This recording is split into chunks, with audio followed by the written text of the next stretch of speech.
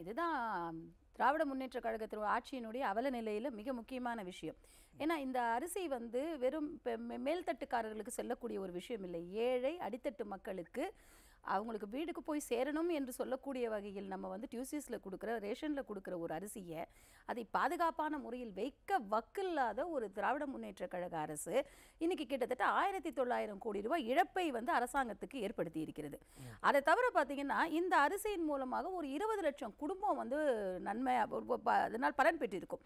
அந்த 20 லட்சம் குடும்ப அட்டைதாரர்களை நீங்கள் யோசிச்சிங்கன்னா ஒரு குடும்பத்தில் 5 பேர்னு வச்சிங்கன்னா 1 கோடி பேர் வயிற்றுல இவங்க வயிற்றுல அடிச்சிருக்காங்க.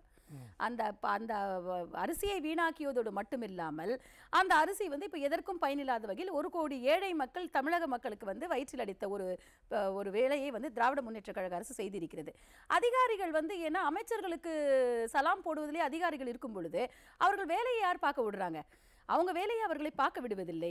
மேலும் இவர்களுக்கு என்ன செய்வது? ஏன்னா இவங்களுக்கு வந்து இப்போ நடப்பது மன்னராட்சியாக நடப்பதன் காரணத்தினால மன்னர்களுக்கு என்ன பிடிக்கும்னு பார்த்து அதை செய்யறதுலேயே அவங்க இருக்காங்களே ஒழிய மக்களுக்கு என்ன தேவை, மக்களுக்கு நம்ம என்ன செய்ய வேண்டும், இது வந்து பொது சொத்தாச்சு, இப்படி பொது சொத்தை பாதுகாக்கணுமே அப்படிங்கிற கொஞ்சம் கூட ஒரு அந்த ஒரு உணர்ச்சியற்ற ஒரு அதிகாரிகள் இருக்கக்கூடிய ஒரு சூழ்நிலை இருக்கிறது.